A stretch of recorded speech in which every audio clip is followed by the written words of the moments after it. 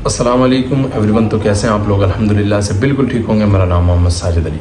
तो चलो आज हम करते हैं एक और नया वीडियो स्टार्ट। तो हिंदुस्तान के मुसलमानों ने हिंदुस्तान की तारीख का सबसे बड़ा इतिहास रच डाला है।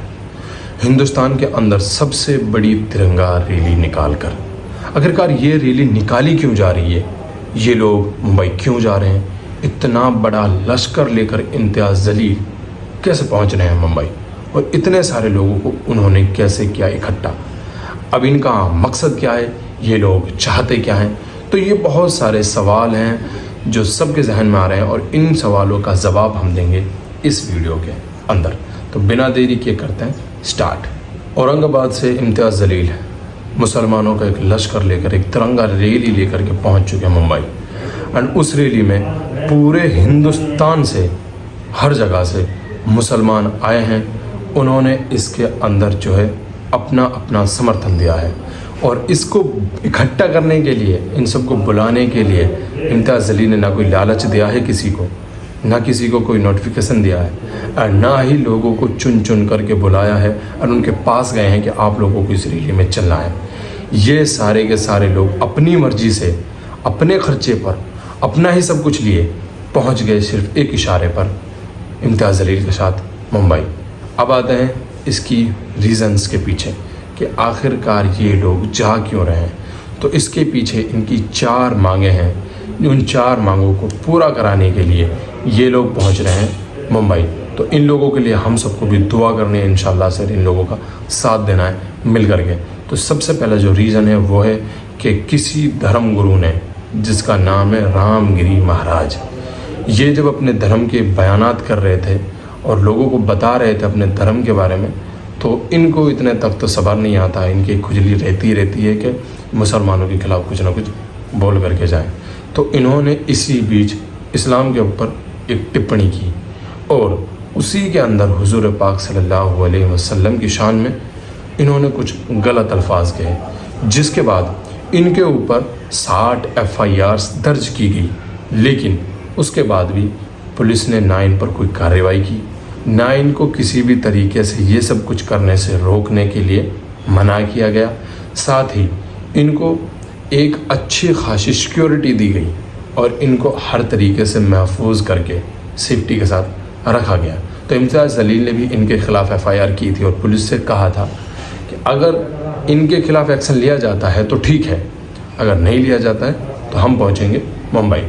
जब इनके खिलाफ़ हिंदुस्तान की सरकार ने कोई भी एक्शन नहीं लिया और इसके ऊपर कोई भी रिस्पॉन्स नहीं आया, तो इम्तियाज़ जलील ने अपने लोगों से सिर्फ ये मांग की और ये कहा कि अब चलो मुंबई, क्योंकि हुजूर पाक सल्लल्लाहु अलैहि वसल्लम की शान में गुस्ताखी हम लोग किसी भी तरीके से बर्दाश्त नहीं कर सकते।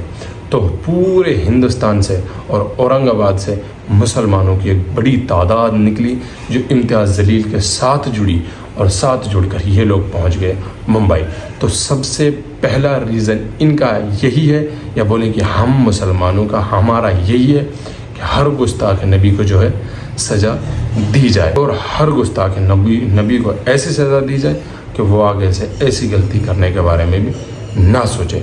तो अब आते हैं हम दूसरे रीज़न की तरफ। तो ये है महाराष्ट्र के एक विधायक हाल ही में जो BJP से हैं, इनका नाम है नितेश राणे। इनके बयानात इतने ज़्यादा भड़काऊ और इतने ज़्यादा लोगों के अंदर नफ़रत भरने वाले होते हैं जिसकी कोई इंतहा नहीं है। ये हर जगह जब भी कहीं पर भी स्पीच करते हैं तो इनके स्पीच में सिर्फ एक ही अल्फाज होते हैं कि मुसलमानों के साथ ये कर देंगे, मुसलमानों के साथ वो कर देंगे, मुसलमानों के साथ ये कर देंगे। लेकिन इनके ख़िलाफ़ कितनी भी FIR करो, कितना भी कुछ भी करो, लेकिन इनके ख़िलाफ़ कभी भी कोई एक्शन नहीं लिया जाता। तो चलो सबसे पहला आप इनका ये क्लिप देखें। हमारे रामगिरी महाराज के खिलाफ अगर कुछ भी मस्ती तुम लोगों ने किसने भी की तो तुम्हारे मस्जिदों के अंदर आके चुन चुन के मारेंगे, इतना ध्यान में रखो। अब आप लोगों ने देख लिया होगा कि ये मुसलमानों के खिलाफ कितना जहर उगलते हैं और लोगों को मुसलमानों के खिलाफ जो है भड़काने की कोशिश करते हैं, लेकिन इनके बावजूद भी इनके ऊपर कोई एक्शन नहीं लिया जाता। अब आते हैं, देखो इनका एक और क्लिप देखते हैं जिसमें ये पुलिस को भी धमकी देते हैं कि अगर इन्होंने उनके खिलाफ कोई एक्शन लिया, कोई कार्रवाई की, तो उनके साथ ये क्या करेंगे।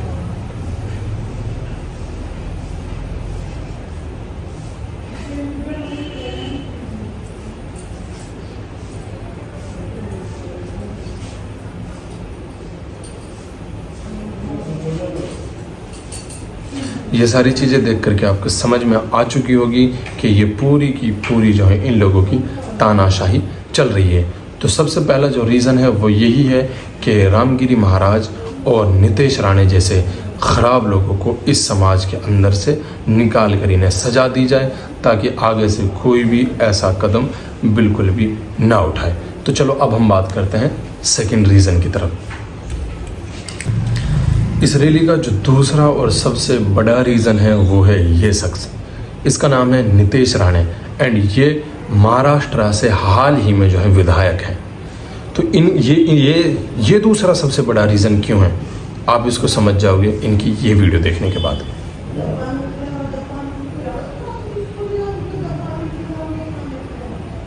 आप इनको देख सकते हैं, ये मुसलमानों के खिलाफ सिर्फ बिल्कुल ही इनडायरेक्टली नहीं, डायरेक्टली टारगेट करके मुसलमानों के खिलाफ कितना गलत बोलते हैं। उनको जिहादी बोलते रहते और बोलते हैं कि इनको मस्जिदों में घुस करके मारेंगे। लेकिन जब इनके खिलाफ भी एफआईआर की जाती हैं और इनसे भी मांग की जाती है सज़ा के लिए, तो इनके ऊपर कोई एक्शन नहीं लिया जाता। तो यह दूसरी सबसे बड़ी वजह है। और महाराष्ट्र की पुलिस जो है इनके खिलाफ कोई एक्शन नहीं लेती, उसका भी एक बड़ा रीज़न है। आप ये वीडियो देखें। सरकार हिंदुत्ववादी आहे, गृहमंत्री आमचे देवेंद्र फडणवीस साहेब आहे। तुम्हाला अगर त्या पोस्टिंगवर अगर मजा येत नसेल ना, तर अशी सगळी मस्ती करा, पण तुम्हाला अशा जिल्ह्यामध्ये घेऊन जाऊ ना की बायकोला फोन पण लागणार। इसमें साफ तौर से देखा जा सकता है कि ये महाराष्ट्र की पुलिस को ये धमकी दे रहे हैं कि अगर इन लोगों ने इनके खिलाफ कुछ भी एक्शन लिया तो ये उनको ऐसी जगह ट्रांसफ़र करेंगे जहाँ से वो अपनी बीवी से भी बात नहीं कर पाएंगे। तो ये पूरी तरीके से एक तानाशाही चलाना चाहते हैं। तो ये दूसरा सबसे बड़ा रीज़न है। ये एक ऐसा शख्स है जिसके किसी भी बयानात में, किसी भी स्पीच में सिर्फ मुसलमानों के लिए जहर ही उगला जाता है। और ऐसा नहीं है कि ये अकेला ऐसा है, इसकी फैमिली में इनके बाप और इनके बड़े भाई, उनको भी ऐसा ही करते हुए देखा गया है, ना जाने कितनी मर्तबा। तो ये दूसरा और सबसे बड़ा रीज़न है। दूसरी तरफ हम देखें कि हमारे मुफ्ती सलमान अजहरी साहब, जिन्होंने किसी भी मज़हब या धर्म को डायरेक्टली या फिर इनडायरेक्टली या फिर किसी भी मज़हब के बारे में कुछ भी गलत नहीं कहा, उन्होंने कुछ अशहार पढ़े और कुछ अंधभक्त लोगों ने उन्हें अपने ऊपर लिया और उन्हीं के चलते वो उनको महीने बीत चुके हैं, काफ़ी दिन हो चुके हैं और वो अभी तक जेल के अंदर है। तो इतना बड़ा जब नाइंसाफ़ हो रहा है मुसलमानों के साथ में, इतना ज़्यादा भेदभाव किया जा रहा है, तो इसके लिए ज़रूरी था कि मुसलमानों को कदम उठाना पड़े। तो इसी के लिए इम्तियाज़ जलील साहब पहुँचे हैं मुंबई। तो नितेश राणे और ये जो दूसरे बाबा हैं, इन दोनों को पहली और दूसरी शर्त है वो यही है कि इन दोनों को सज़ा दी जाए। अब आते हैं हम तीसरे मामले की तरफ।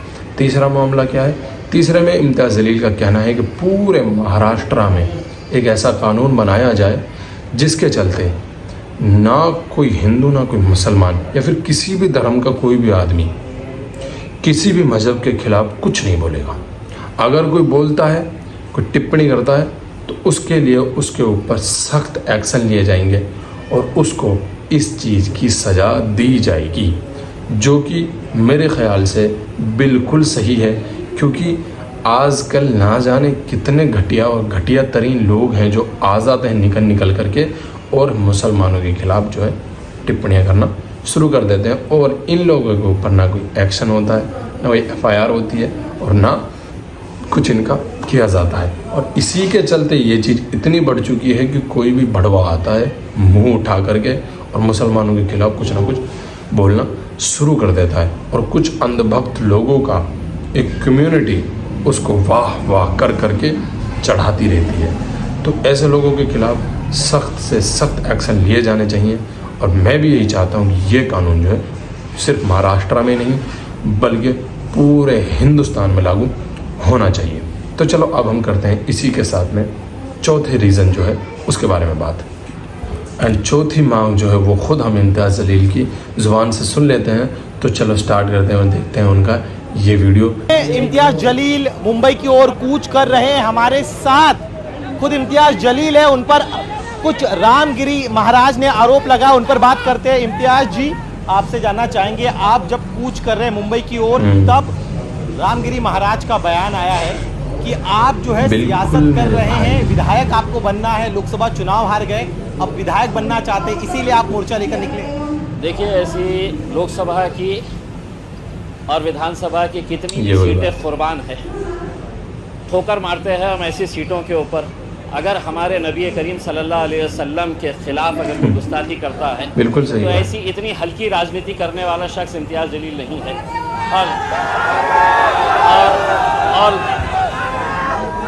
और दूसरी बात यह है कि मुझे राजनीति करने के लिए ये रामगिरी जैसे घटिया लोगों की ज़रूरत कभी नहीं पड़ेगी इंशाअल्लाह। मैं मेरे तौर के ऊपर मुझे मेरे जमहूरी इख्तियार है, मैं सिर्फ ये कहना चाह रहा हूँ, ये मुल्क में कायदा है, कानून है और ये संविधान है।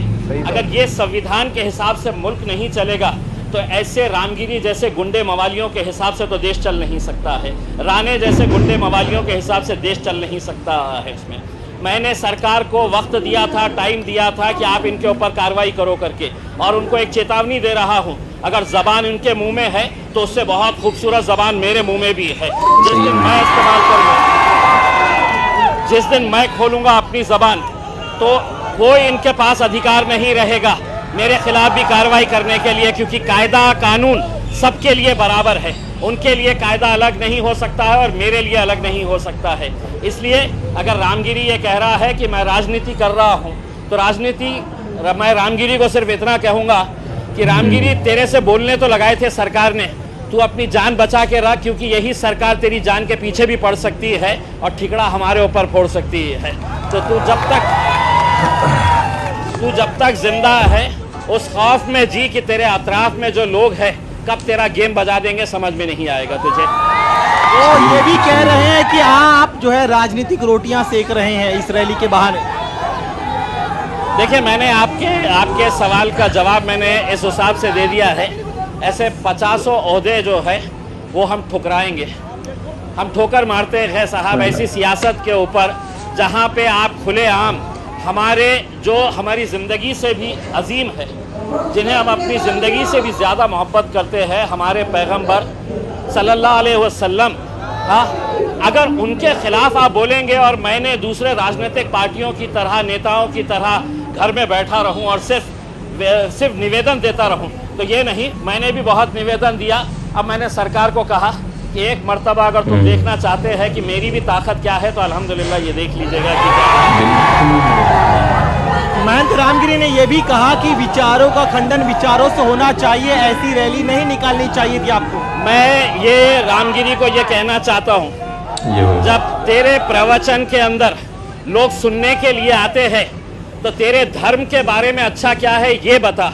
तेरे धर्म के साथ साथ एक इंसान की हैसियत से इंसान ने कैसा जीना चाहिए लोगों को ये बता, ना कि ये बता कि मेरा धर्म बहुत अच्छा है और इस्लाम धर्म के अंदर ये खामियां है। ये लोग सुनने के लिए नहीं आते।